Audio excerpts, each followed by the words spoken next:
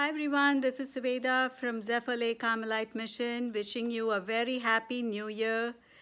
And today, as Catholics, we also celebrate the feast of Mary, the Mother of God. And as you know, I've said this several times in prior videos, that Mary was chosen to give flesh to God, to the eternal Word of God, who is the second person of the Holy Trinity, who existed before time began and before the creation of this universe. It is through the Word of God that the creation comes into existence. And Jesus is the incarnated God-man, and Mary is his mother.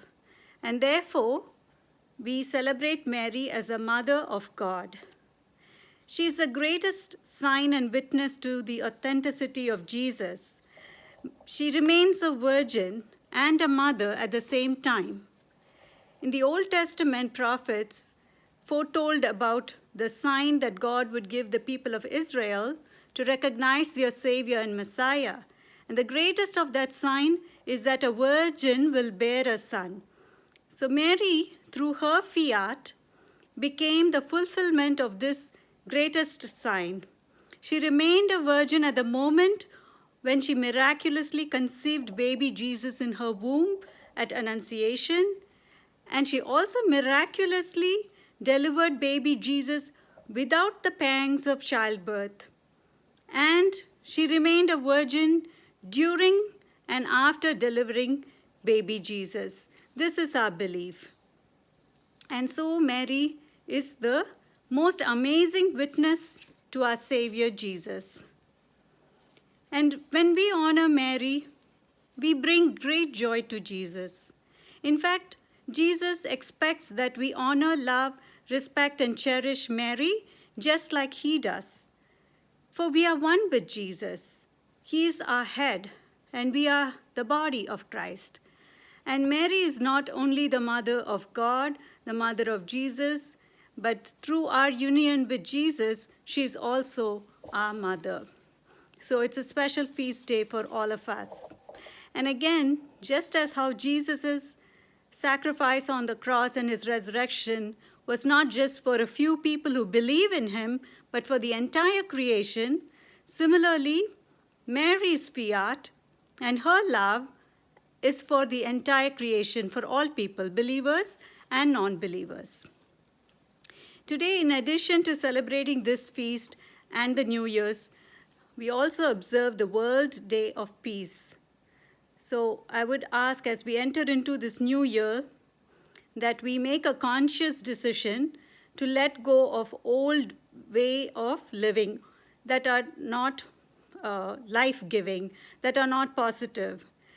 We should let go of old grudges, old enmities, old hurts and conflicts, and enter into this new year with a firm commitment to walk the path of peace. Each day and each moment of 2022, let us be attentive and watchful of our own behavior, to be patient and gentle, and to reject ways of harm and violence and war and conflict, and pursue reconciliation, to pursue peace and harmonious living with those in our homes, in our society, and those we meet and we interact with. When we fail to let go of this enmity, it is we who suffer more than the other person. So I truly believe that in 2022, we should put away all the past grudges and move forward with a peaceful disposition. And if we do slip up, we should not lose heart and say, okay, my New Year resolution has failed, so I'm going back to my old ways. But rather, we should persevere, and we should try again. We should be careful not to allow our failures to limit us and to make us go back to our old ways of living.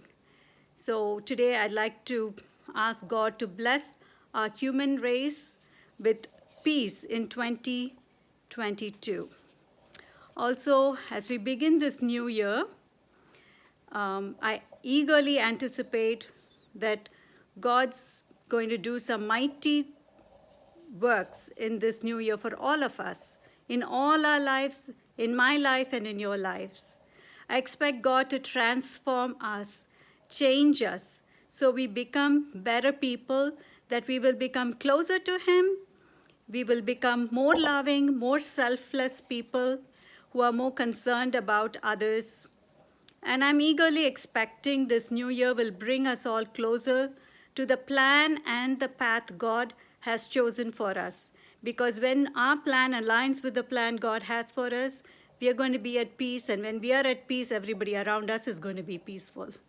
So to that end, I made a New Year's resolution to begin each day with an open mind, with an open heart, and receptive to God's plan for me for that day, which He will reveal to me through the people who are around me, through different means, through things I read and my interactions, and in my prayer, of course. And I also made a resolution that at the end of the day, I will thank Him for not just the joys, but also the trials and sorrows of that day.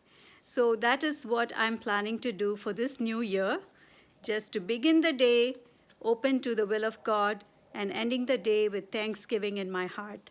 And I invite you to do the same. Happy New Year, and have a wonderful and blessed rest of this year.